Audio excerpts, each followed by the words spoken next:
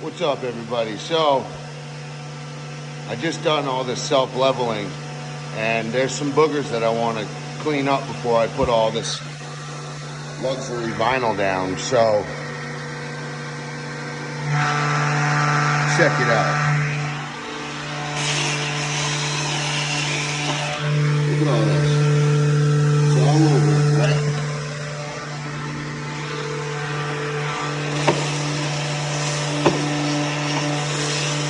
This is 60 grit.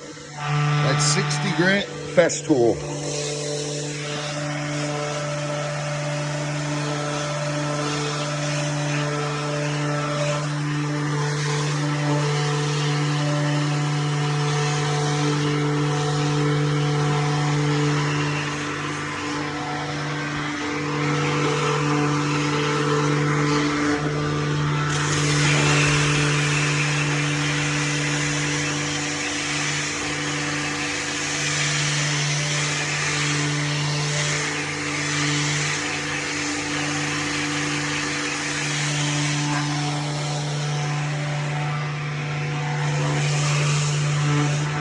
So I got looking around, and you see this, like that's a big ridge.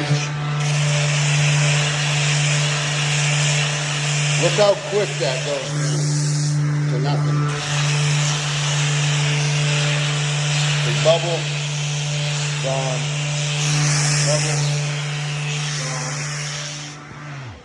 That's fast. Like that's, I didn't think that, and look, it's not even hurting my paper.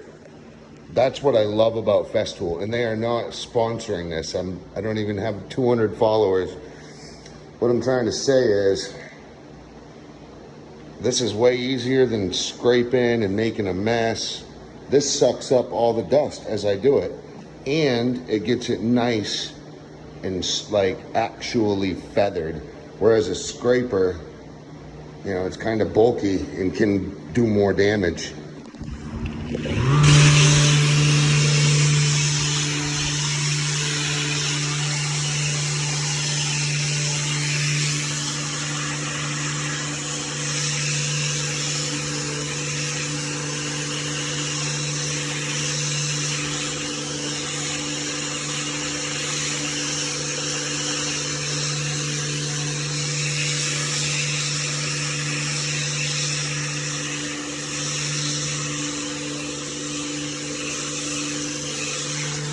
So I'm not gonna lie, this isn't a dog ate my homework thing. However, I got all done. My neighbor brought down some steak, and I'm eating the steak, and I open the door. I think I was gonna go get my phone, and my dog blows right by.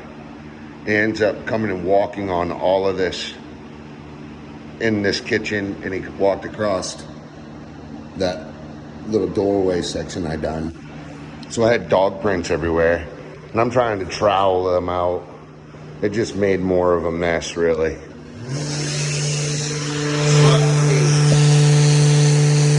Got some high spots. Look.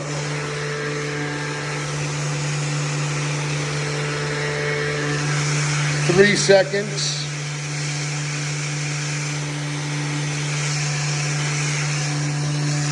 Now, if I did this without a vacuum, there would definitely be dust in the air.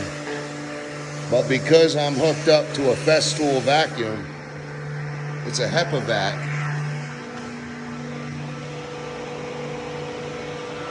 It's called the dust extractor. Look at these big gouges. I've already sanded those down.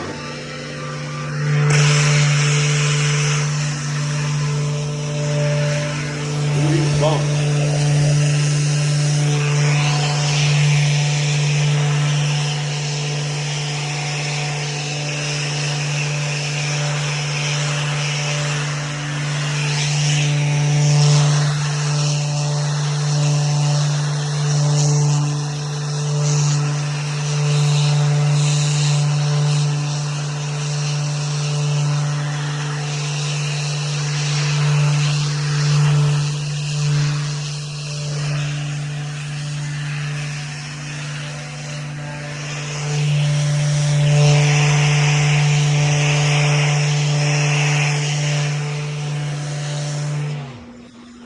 mean, quite quick considering, you know, that it is basically cement. So, and then also, like, look at this long tail. It kind of creates a ridge, not really, but good enough.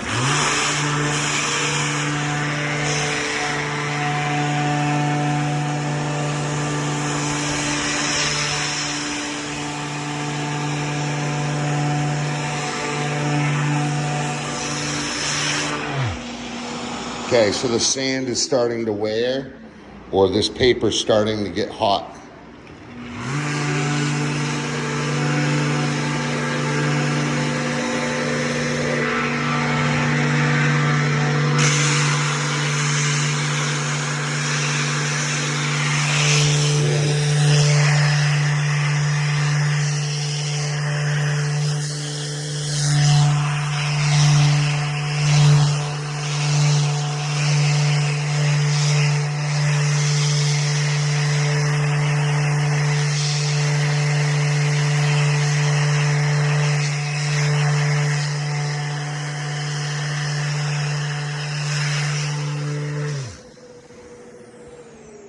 That was the worst part of the room. I mean, it looked like this. In just seconds, we're feathered down to nothing. So, I mean, it doesn't look it, but you can tell the difference between that and that. Anyway, I'm gonna get to work. Now that I see how nice this does, specifically because this floor has been floated at least 3 different times all over the place without discrimination. You know, obviously for good reasons. High traffic areas, they were trying to keep moisture, you know, out of the threshold and give people better walkways, really. And they were fighting the same thing that I'm fighting with their old walls. Everywhere that they had their walls, they had to float up in the deep spots like I did and then come back out to zero. But for now, with this specific application, with that vinyl flooring, I've seen another apartment. I live in the next, not this next one, but the other one across. And there's a couple of spots that wasn't done by the homeowners that did all this other floating. The old homeowners did a good job. It was the person that had a bunch of work done. He ripped off, this guy ripped off contractors, and he basically did a bunch of shoddy work himself and whatever. But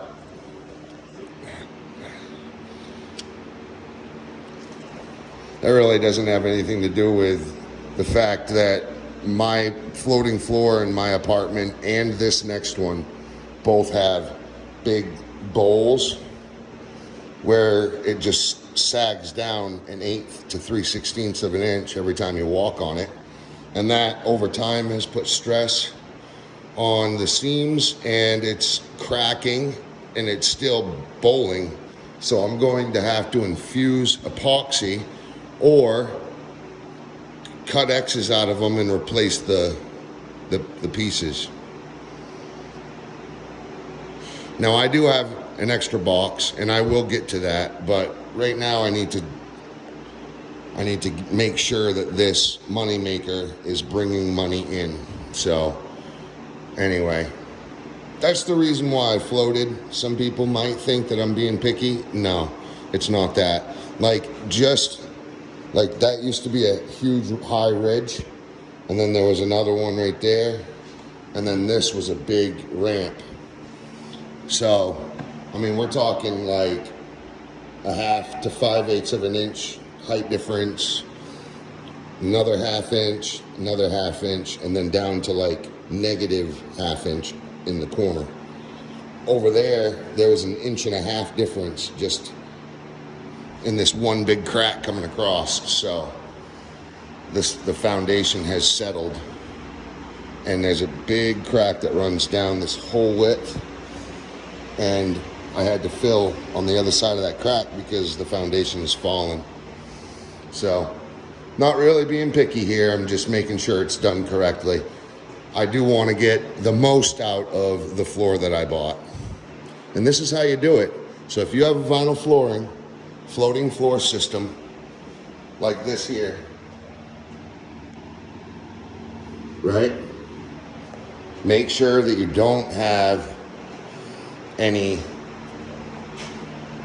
bowls or valleys. Long run, as long as they're straight, I guess those are fine.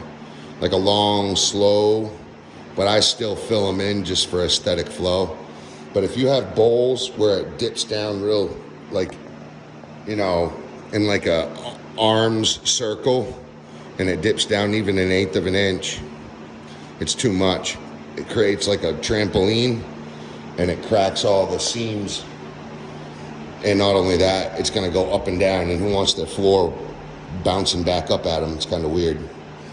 So just make sure you float them out with self-leveler. The leveler does the job, really. You just got to make sure the edges are feathered, basically. But watch my other videos and you'll see how it's done.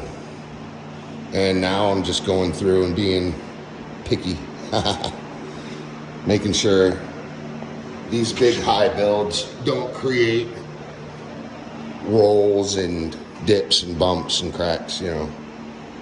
You basically want your floating floor as flat as possible with as much surface area touching at all times.